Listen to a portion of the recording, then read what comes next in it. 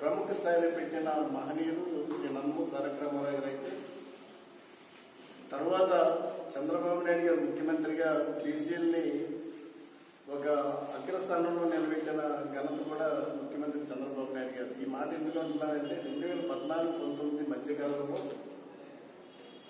అనేక సామాజిక వర్గాలకి ప్రాధాన్యత ఇచ్చి ఆదరణ పథకం కానీ లేకపోతే సామాజిక కమ్యూనిటీల పరంగా సామాజిక భవనాలు కానీ అనేక కార్యక్రమాలు చేపట్టింది. బీసీ ఒక రజక సామాజిక వర్గ సమావేశాలు నిర్వహించడంలో కానీ నేను ప్రాధాన్యత ముఖ్యమైన పాత్ర తీసుకున్నాను. అకాడమిక్ కారిడార్స్ కోసం ప్రత్యేకంగా రాష్ట్రంలో 3 అకాడమిక్ కారిడార్స్ కోసం కూడా ప్రత్యేక కేటాయింపులు చేయడం అనేది కూడా ఒక ప్రత్యేకత సంతరించుకుని ఉంది.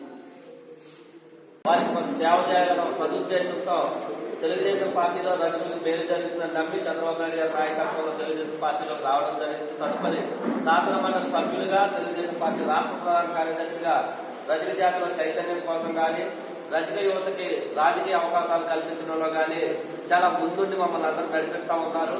వారి నాయకత్వంలోనే ఈ రోజు రాష్ట్రంలో తెలుగుదేశం పార్టీలో కానీ వివిధ సంఘాలలో కానీ అనేక పదవులు బీసీ సంఘాలలో పదవులు పొందడం రజకులకి అగ్రస్థానం కూడా మాకు దక్కింది.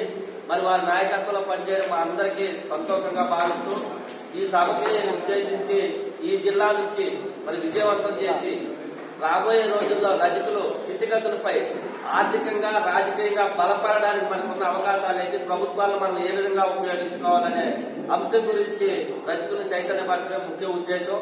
ఇది ఏ రాజకీయ పార్టీ ప్రయోజనాలు ఆశించారు రజకులు చైతన్యపరచడానికే. అందుకని మరి కృషి చేస్తున్న మన శాసనమండలి మాజీ శాసనమండలి సభ్యులు దువ్వార రామారావు గారికి ప్రత్యేక ధన్యవాదాలు తెలియజేస్తూ ఈ కార్యక్రమాన్ని ఉద్దేశించి ప్రశ్నార్థం చేస్తుందిగా రామారావు గారిని కోరుతా ఉన్నాం. అలాగే ఆయన